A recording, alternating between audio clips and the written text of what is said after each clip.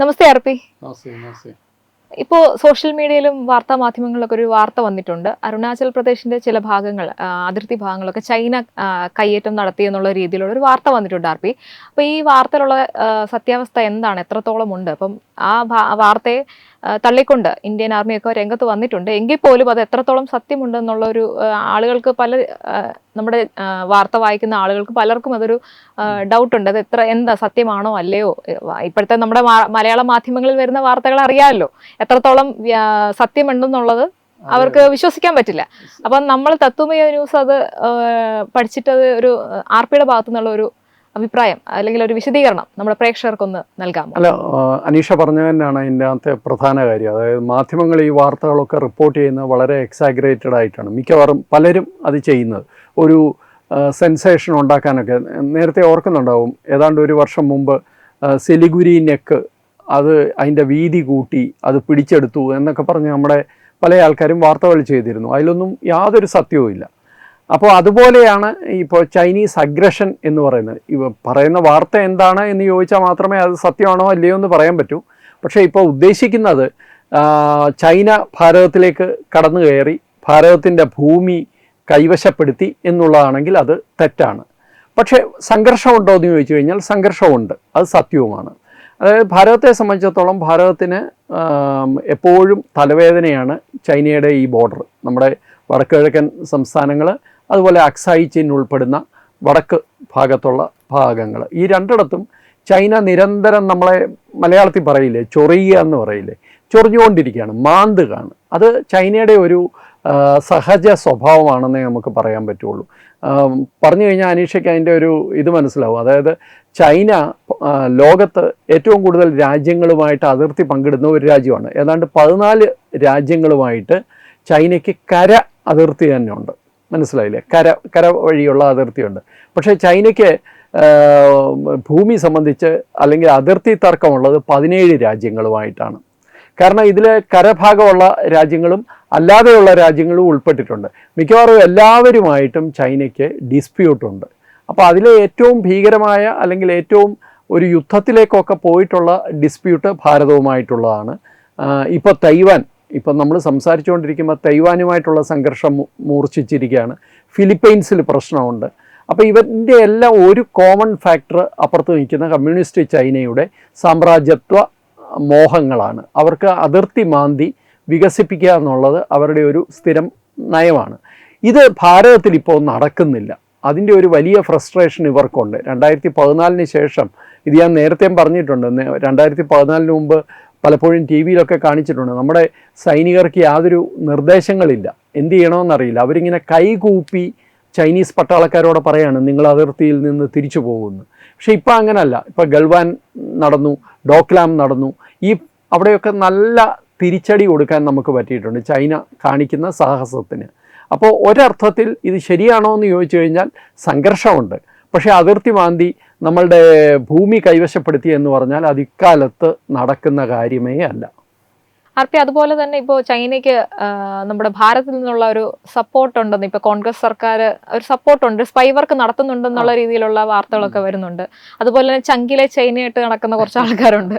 അപ്പോൾ ആ ഒരു വിഷയത്തിൽ ഇല്ല, അത് ഇപ്പോൾ ചങ്കിലെ ചൈന എന്ന് പറഞ്ഞ് നടക്കുന്നവരെ ചങ്കിലെ ചൈന പോലും അവരുടെയാണെന്ന് കരുതുന്നില്ല. കാരണം അവർക്ക് ആ ഒരു പ്രസൻസ് മാത്രമേ ഇന്ത്യൻ പൊളിറ്റിക്സിലുള്ളൂ എന്ന് ഇപ്പോൾ കൃത്യമായിട്ട് അവർക്കറിയാം. അതുകൊണ്ട് ചൈനക്കാർ അങ്ങോട്ട് ചെന്ന് എംബസിയിലൊക്കെ ഇടിച്ചു കയറി കാണുന്നു എന്നല്ലാതെ അതിനപ്പുറത്തോട്ട് അവരിങ്ങോട്ട് റീച്ച് ഔട്ട് ചെയ്യുന്ന ഒന്നുമില്ല. പണ്ട് അങ്ങനെ ആയിരുന്നില്ല.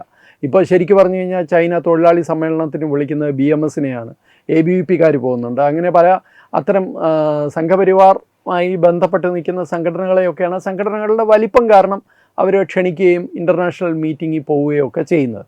പക്ഷേ ഇതിനകത്തെ വേറെ ഒരു പ്രശ്നം ഇപ്പോൾ അനീഷ ചോദിച്ചത് ചൈനയുടെ സ്പൈ വർക്കാണ് ഭാരതത്തിനുള്ളിൽ.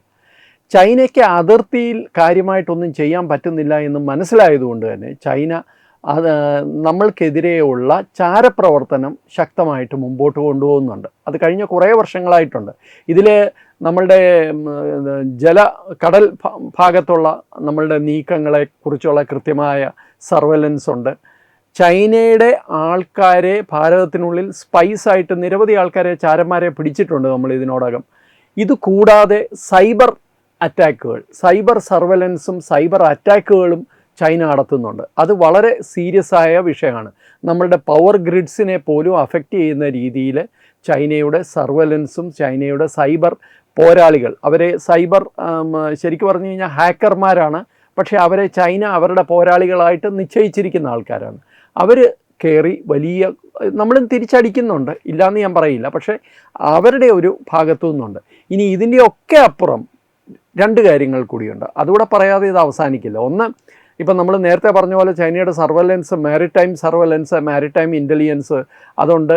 അതുപോലെ ഈ പറഞ്ഞതുപോലെ ചൈനീസ് ചാരന്മാർ ഇന്ത്യക്കുള്ളിൽ പ്രവർത്തിക്കുന്നുണ്ട്. ഇതെല്ലാം നടക്കുന്നുണ്ട്, സൈബർ അറ്റാക്ക് നടക്കുന്നുണ്ട്. പക്ഷേ ഇതിൻ്റെയൊക്കെ അപ്പുറത്ത് മറ്റൊരു കാര്യമുണ്ട്, നമ്മുടെ മാധ്യമങ്ങളെ വിലക്കെടുക്കുന്നുണ്ട് ചൈന. അത് ഒരുപക്ഷെ കോടതികളിൽ നമുക്ക് തെളിയിക്കാൻ പറ്റത്തില്ലായിരിക്കും മണി ഫ്ലോ, അല്ലെങ്കിൽ അത് തെളിയിക്കാനുള്ള ശ്രമം ഇപ്പോഴും നടത്തുന്നുണ്ടാവാം. ഇതുവരെ അത് പൂർണ്ണമായിട്ട് തെളിയിക്കാൻ പറ്റിയിട്ടില്ല, പക്ഷേ അത് തെളിയിക്കാൻ സാധിക്കും കൃത്യമായ ഒരു അന്വേഷണം നടന്നാൽ. നിരവധി മാധ്യമങ്ങളെ, അത് ഡിജിറ്റൽ മാധ്യമങ്ങൾ ഉൾപ്പെടെയുള്ള മാധ്യമങ്ങളെ ഒരു ചൈനീസ് പക്ഷത്തിലേക്കാക്കാനും ചൈനയുടെ ഒരു ലോകവീക്ഷണത്തിനനുസരിച്ച് വാർത്തകൾ കൊടുക്കാനും ഇവർ പ്രേരിപ്പിക്കുന്നുണ്ട്. ഫലത്തിൽ അത് ഇന്ത്യ വിരുദ്ധമായി മാറുന്നുമുണ്ട്. അങ്ങനെ നിരവധി സ്ഥാപനങ്ങളുണ്ട്. ഈ സ്ഥാപനങ്ങളെ കൃത്യമായിട്ട് നമ്മളുടെ IB, അതുപോലെ നമ്മളുടെ ആഭ്യന്തര വകുപ്പ്, കേന്ദ്ര ആഭ്യന്തര വകുപ്പൊക്കെ നോട്ട് ചെയ്തിട്ടുണ്ട്. പക്ഷേ മണി ഫ്ലോ, ഞാൻ മനസ്സിലാക്കുന്നത് ഈ മണി ഫ്ലോ സംബന്ധിച്ച് കൃത്യമായ ഒരു വിവരം ഇപ്പോഴും പലർക്കും കിട്ടിയിട്ടില്ല. അതുകൊണ്ട് മാത്രം പിടിച്ചു നിൽക്കുകയാണ് ഇവർ. അപ്പം മാധ്യമങ്ങളെ ഉപയോഗിക്കുന്നുണ്ട്. ഇനി ഇതിൻ്റെ അവസാനത്തേതും നാലാമത്തേതുമായ കാര്യം, നമ്മളുടെ കോൺഗ്രസ് പാർട്ടിയുമായിട്ട് ചൈനീസ് കമ്മ്യൂണിസ്റ്റ് പാർട്ടിക്കും ചൈനീസ് ഗവൺമെൻറ്റിനും ഉള്ള ബന്ധമാണ്. നമ്മൾ എന്തുകൊണ്ടാണ് ഈ വിഷയം ആരും ചർച്ച ചെയ്യാത്തതെന്ന് ഞാൻ പലപ്പോഴും അത്ഭുതപ്പെടാറുണ്ട്. 2008 കമ്മ്യൂണിസ്റ്റ് പാർട്ടി ഓഫ് ചൈന, CPCയും ഇന്ത്യൻ നാഷണൽ കോൺഗ്രസും തമ്മിൽ ഒരു കരാറ് തന്നെ ഒപ്പിട്ടിട്ടുണ്ട്. അനീഷയ്ക്ക് അറിയാമോ? അത് 2008 രാഹുൽ ഗാന്ധിയും അന്ന് ഷീ ജിങ് പിങ്ങുമാണ് ആ കരാറിൽ ഒപ്പിട്ടത്. ആ കരാർ അനുസരിച്ച് പരസ്പരം കമ്മ്യൂണിക്കേഷൻ, പരസ്പരം വിവരങ്ങൾ കൈമാറുക, രാജ്യത്തിൻ്റെ അന്താരാഷ്ട്ര കാര്യങ്ങൾ, ബൈലാറ്ററായിട്ടുള്ള ഇഷ്യൂസ്, ഇത് എന്തിനാണ് ഇങ്ങനെ ഒരു കരാർ? എനിക്കത് മനസ്സിലാവുന്നില്ല. ശരിക്കും കോൺഗ്രസ് പാർട്ടിക്ക് അങ്ങനെ ഒരു താല്പര്യം എന്താണ്? അങ്ങനെയാണെങ്കിൽ അമേരിക്കൻ റിപ്പബ്ലിക് പാർട്ടിയുമായിട്ടോ ഡെമോക്രാറ്റ്സുമായിട്ടോ ഇംഗ്ലണ്ടിലെ നിരവധി രാഷ്ട്രീയ പാർട്ടികളുമായിട്ടോ അല്ലെങ്കിൽ റഷ്യയിലെ കമ്മ്യൂണിസ്റ്റ് ഏത് പാർട്ടിയായാലും ഇവരൊക്കെ ആയിട്ട് എന്തുകൊണ്ടാണ് ഇത്തരം ഒരു എഗ്രിമെൻ്റ് ഇല്ലാതെ? എന്തുകൊണ്ട് ചൈനീസ് കമ്മ്യൂണിസ്റ്റ് പാർട്ടിയുമായിട്ട് ഇങ്ങനെയൊരു എഗ്രിമെൻറ്റ്?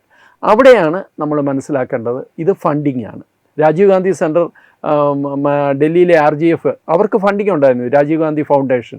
ആ ഫണ്ടിങ് FCRA ലൈസൻസ് വന്നതോടുകൂടിയാണ്, അത് ക്യാൻസൽ ആയതോടുകൂടിയാണ് നിന്നത്. ഈ തരത്തിലുള്ള നിരവധി കളികൾ ചൈന നടത്തുന്നുണ്ട്. രാഹുൽ ഗാന്ധി യഥാർത്ഥത്തിൽ കോൺഗ്രസ്സിന് ഇതിനകത്ത് ഒളിക്കാനുണ്ട് എന്നുള്ളതും കൂടെ പറയുന്ന ഒരു ഉദാഹരണം ഞാൻ പറയാം. അത് 2017 ഡോക്ലാം സംഭവം നടക്കുമ്പോൾ രാഹുൽ ഗാന്ധിയും ഡൽഹിയിലെ ചൈനീസ് അംബാസിഡറും തമ്മിൽ ഒരു രഹസ്യ മീറ്റിംഗ് നടന്നു. ആ മീറ്റിംഗ്, അങ്ങനെ ഒരു മീറ്റിംഗേ നടന്നില്ല എന്ന് കോൺഗ്രസ് പറഞ്ഞാണ്. അത് പൂർണ്ണമായിട്ടും നിഷേധിച്ചു.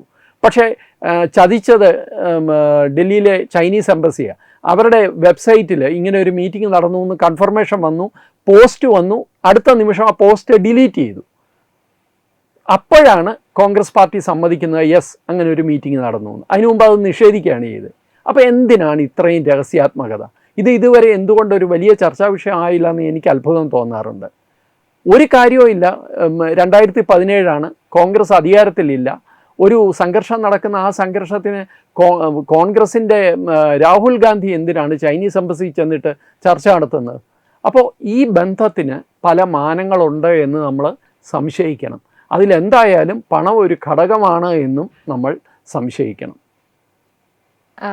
RP, ഫൈനലി ഒരു ചോദ്യം കൂടെ. ഇപ്പോൾ ദുരന്തർ സിനിമയിൽ പറയുന്ന പോലെ നമ്മുടെ രാജ്യത്തിന് പുറത്തുള്ളവരല്ല, രാജ്യത്തിനകത്തുള്ളവർ തന്നെയാണ് നമ്മുടെ രാജ്യത്തിന്റെ ശത്രു എന്ന് പറയുന്ന പോലെയാണ് ഇപ്പോൾ ഈ കോൺഗ്രസിന്റെ പ്രവർത്തികൾ കാണുമ്പോൾ നമുക്ക് മനസ്സിലാവുന്നത്. എന്തായാലും RP, മറ്റൊരു കാര്യം കൂടെ, കഴിഞ്ഞ ദിവസം RP മനോജിയും കൂടെ ചർച്ച ചെയ്തിരുന്നു ഇസ്ലാമിക് നാറ്റോ എന്ന് പറഞ്ഞിട്ടൊരു വിഷയത്തില്. നമ്മൾ ലിങ്ക് ഈ വാർത്തയുടെ താഴെ കൊടുക്കാം.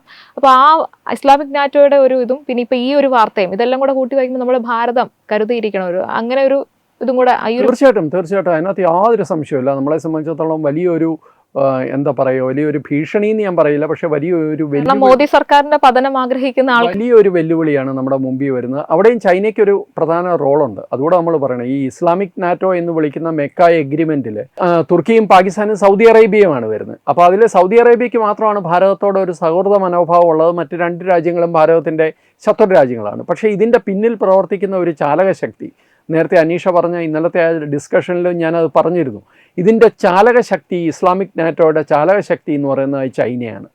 ചൈനയാണ് പാകിസ്ഥാനെ എല്ലാ അർത്ഥത്തിലും എക്യുപ്പ് ചെയ്യുന്നത് ഇത്തരം കാര്യങ്ങൾക്ക്. അതുകൊണ്ട് 100% ഇത് ഭാരതത്തിന് എതിരായിട്ടാണ്. ചൈനയ്ക്ക് പാകിസ്ഥാനോടുള്ള താല്പര്യത്തിൻ്റെ പകുതി അവിടുത്തെ നാച്ചുറൽ റിസോഴ്സസ് ആണെങ്കിൽ ബാക്കി പകുതി ഇന്ത്യയെ സമ്മർദ്ദത്തിൽ ആഴ്ത്തുക എന്നുള്ളതാണ്. ഇന്ത്യയെ സമ്മർദ്ദത്തിലാക്കി കഴിഞ്ഞാൽ ചൈനയ്ക്ക് വലിയൊരു സമാധാനമുണ്ട് ചൈനീസ് അതിർത്തിയിൽ. അപ്പോൾ അതുകൊണ്ട് തന്നെ ഇതിൻ്റെ പിന്നിൽ പ്രവർത്തിക്കുന്ന ഒരു ചാലകശക്തി തീർച്ചയായിട്ടും ചൈനയായിരിക്കും. ഇനി വേറൊരു കാര്യം കൂടെ ഉണ്ട്. ഇപ്പോൾ അതിർത്തിയിൽ നമ്മൾ സംഘർഷത്തിൻ്റെ കാര്യം പറഞ്ഞല്ലോ. ഇപ്പോൾ ഇത് വാർത്ത വരാൻ കാരണം അപ്പർ സുബൻസിരി ഡിസ്ട്രിക്റ്റ് അരുണാചൽ പ്രദേശിൽ അവിടെ ചൈനീസ് മൂവ്മെൻറ്റ് കണ്ടു എന്നുള്ളതാണ്. ആ മൂവ്മെൻറ്റ് അവിടെ വന്നു എന്നുള്ളത് സത്യമാണ്. നമ്മളും തിരിച്ച് അവിടെ ചെയ്തിരുന്നു. ഇത് LAC ആണ്, ലൈൻ ഓഫ് ആക്ച്വൽ കൺട്രോളാണ്, അല്ലാതെ LOC അല്ല.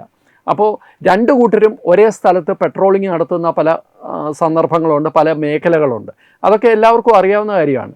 അപ്പോൾ ആ മേഖലയിൽ ഇവർ വന്നു എന്നുള്ളത് കൊണ്ടാണ് ഇങ്ങനെ ഒരു വാർത്ത വന്നത്. സംഘർഷം നടക്കുന്നുണ്ട്. കാരണം അവർ അരുണാചൽ പ്രദേശ് എപ്പോഴും ഞങ്ങളുടേതാണെന്ന് പറയുന്നു.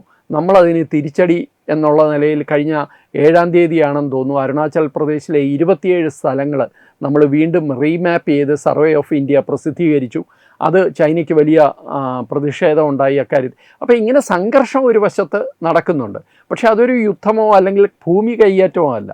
പക്ഷേ ചൈനയെ സംബന്ധിച്ചിടത്തോളം ചൈനയ്ക്ക് ഇപ്പോൾ ഈ വന്നിരിക്കുന്ന ഇസ്ലാമിക് നാറ്റോ പോലെയുള്ള സംഭവങ്ങൾ ചൈന എപ്പോഴും ഇന്ത്യക്കെതിരെ ഉപയോഗിക്കുമെന്നുള്ള കാര്യത്തിൽ യാതൊരു സംശയവുമില്ല. നമുക്കിതൊരു ഇമ്മീഡിയറ്റ് ഭീഷണിയാണോ എന്ന് ചോദിച്ചാൽ അല്ല, പക്ഷേ ഒരു വലിയ വെല്ലുവിളിയാണോ എന്ന് ചോദിച്ചാൽ തീർച്ചയായും അതെ. ഓക്കെ, നന്ദി RP, ഇത്രയും ഈ ഒരു വിഷയത്തിൽ ഇത്രയും ഡീറ്റെയിൽ ആയിട്ട് കാര്യങ്ങൾ വ്യക്തമാക്കിയതിന്. അപ്പോൾ നമ്മൾ കൂടുതൽ ഈ വിഷയത്തിൽ കൂടുതൽ അപ്ഡേറ്റുകളുമായിട്ട് നമ്മൾ വീണ്ടും തത്തുമി ചാനൽ വരുന്നതായിരിക്കും. അപ്പം ഈ ഒരു വാർത്ത നിങ്ങൾ മാക്സിമം ലൈക്ക് ചെയ്യുക, ഷെയർ ചെയ്യുക. ഒപ്പം തന്നെ കൂടുതൽ ആളുകളിലേക്ക് എത്തുന്നതിനായിട്ട് നിങ്ങൾ ഈ നമ്മുടെ ചാനൽ തത്തുമി ചാനൽ സബ്സ്ക്രൈബ് ചെയ്ത് ബെല്ലൈക്കൺ അമർത്താൻ മറക്കരുത്. അപ്പോൾ പുതിയ വിഷയവുമായിട്ട് നമ്മൾ പുതിയൊരു വീഡിയോയുമായിട്ട് കാണാം. നന്ദി, നമസ്തേ.